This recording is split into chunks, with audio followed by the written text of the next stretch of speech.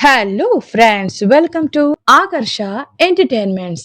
ముందుగా నా సబ్స్క్రైబర్స్ అందరికీ కూడా థ్యాంక్ యూ సో మచ్.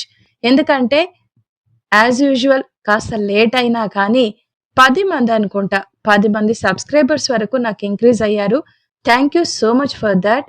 ఎప్పటికప్పుడు అనుకుంటూనే ఉన్నా రెగ్యులర్‌గా కంటెంట్స్ పెట్టాలి. ఇక నుంచైనా రెగ్యులర్‌గా మెయింటైన్ చేయాలి అని అనుకుంటున్నాను. కానీ చెప్పాను కదా! మంత్లీ సాలరీ బేస్డ్‌గా మిగతా వాళ్ళకి వర్క్ చేయడం వల్ల, మిగతా ఛానల్స్‌కి వర్క్ చేయడం వల్ల పర్సనల్ ఛానల్ మీద దృష్టి పెట్టడం అంటూ అవ్వట్లేదు. బట్ ఎనీవే కాస్త టైం దొరికినా గాని తప్పకుండా నేను మన ఛానల్‌లో ఇది మన ఛానల్‌లో తప్పకుండా నేను ఇట్లా స్టోరీస్ పెట్టడానికి ట్రై చేస్తాను. ఇవాళ మనం వినేది ఈ భైరవుడి కథ ఫస్ట్ సీజన్‌లో లాస్ట్ ఎపిసోడ్. సాయి పవన్, హేమంత్ విలవర్తి గారు సూపర్‌గా రచించిన ఈ భైరవుడి కథ లాస్ట్ ఎపిసోడ్, ఫస్ట్ సీజన్‌లో లాస్ట్ ఎపిసోడ్‌లోకి ఏమాత్రం ఆలస్యం చేయకుండా ఎంటర్ అయిపోదాం. మీకు కనుక ఏమాత్రం కొంచెం కన్‌ఫ్యూజన్‌గా ఉన్నా please go through play list అన్నమాట. ప్లే లిస్ట్‌లో మీకు కంప్లీట్‌గా మన ఛానల్‌లో ఏ సీరియల్స్ వస్తున్నాయి అవన్నీ ఉన్నాయి. మీరు ఫస్ట్ అంటే కొత్తగా నా ఛానల్‌ని సబ్స్క్రైబ్ చేసుకున్న వాళ్ళు ఎవరైనా సరే, లేదా ఇంతకుముందు ఆల్రెడీ సబ్స్క్రైబ్ చేసుకున్న వాళ్ళైనా సరే, మీరు కనుక ప్లే లిస్ట్‌లో ఒకసారి వెళ్లి చూస్తే మీకు కంప్లీట్ స్టోరీస్ అన్నీ దేనికది అవైలబుల్‌లో ఉంటాయి. సో, మీరు ఈజీగా వినొచ్చు. ఇక ఈనాటి మన ఎపిసోడ్‌లో మనం వినబోతున్నాం సాయి పవన్, హేమంత్ విలవర్తి గారు సూపర్‌గా రచించిన ఈ భైరవుడి కథ లాస్ట్ ఎపిసోడ్. ఇంతకుముందు ఎపిసోడ్‌లో ఏమవుతుంది అంటే భైరవుడు కంప్లీట్‌గా తన విశ్వరూపంలోకి వచ్చేస్తాడు. భీకరంగా తయారైపోతాడు. అసలు తనని ఎందుకు చంపారు? ఎందుకు అన్యాయంగా తన లైఫ్‌ని అర్థాంతరంగా ఎండ్ చేశారని చెప్పేసి కోపంగా అందరితో అంటూ ఉంటాడు. అండ్ ప్రెసిడెంట్ గారి కొడుకే ముఖ్య కారణం అని కూడా చెప్పేస్తాడు. అప్పుడు అలా చెప్తున్నప్పుడు అక్కడ ఒక కారొచ్చి ఆగుతుంది. ఆ తర్వాత ఏమైందో ఈనాటి మన ఎపిసోడ్‌లో కంటిన్యూగా వినేసేద్దాం. అప్పుడు భైరవుడు, నన్ను ఎందుకు చంపారు? దానివల్ల వారికి ఉపయోగం ఏమిటి?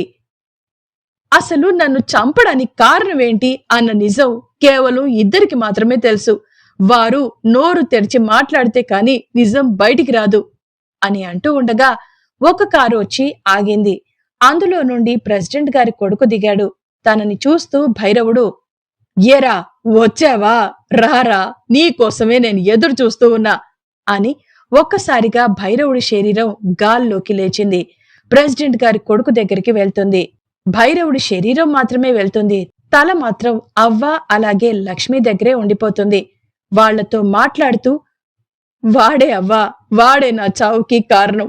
అసలు నన్ను ఎందుకు చంపాలి అని అనుకున్నాడో నాకు తెలియాలి అంటూ ఒక చేత్తో భైరవుడు ప్రెసిడెంట్ గారి కొడుకును గాల్లోకి లేపాడు.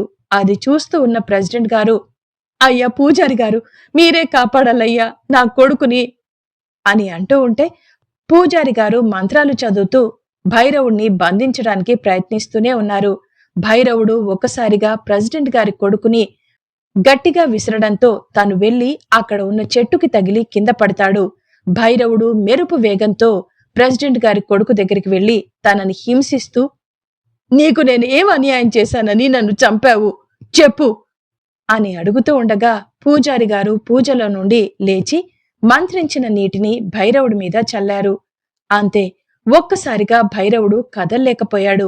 పూజారి గారు మంత్రాలు చదవటం ఆపకుండా ఒక గాజు సీసా తీసి భైరవుడితో, మర్యాదగా లొంగిపో భైరవా, లేదా నీ అంతం మామూలుగా ఉండదు అని అంటూ తన చేతిలో ఉన్న నీటిని మళ్లీ భైరవుడి మీద చల్లారు. భైరవుడి అరుపులు ఆ ఊరి వాళ్లందరూ వినలేకపోతున్నారు. ఇంతలో పూజారి గారు తన వద్ద ఉన్న కపాలకర్ర సహాయంతో భైరవుడిని సీసాలో బంధించారు.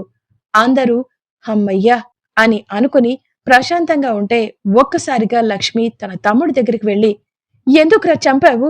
నీకేం అన్యాయం చేశాడని ఎందుకు తనని ఇరికించావు? ఆ రోజు నేను కూడా చూశాను. భైరవుడు కాదు, ఆ పూజలు చేసింది వేరేవాడు ఎవడో ఉన్నాడని నేను కూడా చూశాను. నువ్వు భైరవుణ్ణి ఎందుకు ఇరికించావురా? ఎందుకిలాగా అన్యాయంగా అతన్ని హింసించావు? ఎందుకు అతన్ని అన్యాయంగా చంపేశావు అంటూ ఇష్టం వచ్చినట్టు కొడుతూ అడుగుతూ ఉంటే అవ్వ, ప్రెసిడెంట్ గారు అలాగే ఊళ్ళోని వాళ్ళందరూ కూడా లక్ష్మిని ఆపాలని ట్రై చేశారు. కాని వారి వల్ల కాలేదు. ఇంకా చేసేది ఏమీ లేక అందరూ అలాగే చూస్తూ ఉన్నారు. లక్ష్మి ఒక్కసారి చుట్టూ చూసి పూజారి గారి చేతిలో ఉన్న కపాలకర్రని లాక్కొని తన తమ్ముణ్ణి కొట్టబోయింది. అప్పుడు పూజారి గారు, అమ్మా ఆగు, ఆ కర్రతో కొడితే మనిషికి మరో జన్మంటూ ఉండదు అని అంటూ ఉన్నా వినకుండా లక్ష్మి ఆ కర్రతో కొట్టబోయేంతలో ప్రెసిడెంట్ గారి కొడుకు, వద్దు వద్దు, కొట్టకు, చెప్తాను, నిజం చెప్తాను అని నిజం చెప్పటం మొదలు పెట్టాడు. ఈ ఊళ్ళో గుప్త నిధులున్నాయని నేను చదివాను.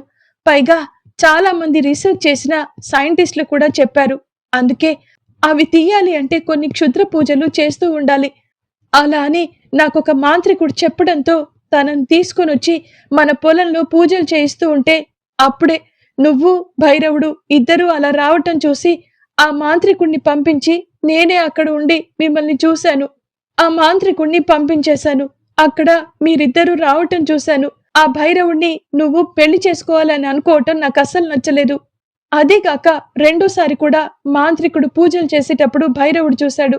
అప్పుడే ఈ భైరవుడు అడ్డు ఎలాగైనా తప్పించితే కాని ఆ గుప్త నిధులు నాకు దక్కవనిపించి ఆ పూజలన్నీ భైరవుడి చేశాడని సాక్ష్యాలు నేనే పుట్టించి ఆ భైరవుడి చావుకి కారణమయ్యాను. ఇందులో భైరవుడి తప్పేమీ లేదు అని తను చేసిన తప్పు ఒప్పుకున్నాడు. అప్పుడు లక్ష్మి, నువ్వొక్కడివే ఇదంతా చేశావంటే నాకు నమ్మకం లేదు.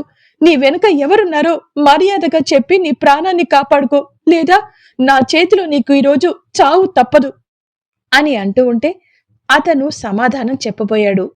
ఇంతలో ఎవరో లక్ష్మి చేతిలో ఉన్న కపాల కర్రని లాక్కొని ప్రెసిడెంట్ గారి కొడుకుని కొట్టడంతో కర్రకి ఉన్న కపాలం పగిలిపోయింది. ప్రెసిడెంట్ గారి కొడుకు ఆత్మ తన శరీరం నుండి వేరైపోయింది.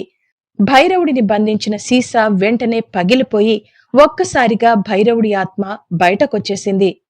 అసలు ప్రెసిడెంట్ గారి కొడుకుని కొట్టింది ఎవరు, ఎందుకు కొట్టారు, బయటకొచ్చిన భైరవుడి ఆత్మ ఏం చేసింది, ఇవన్నీ తెలుసుకోవాలి అంటే ఖచ్చితంగా సీజన్ 2 త్వరలో స్టార్ట్ అవబోతోంది.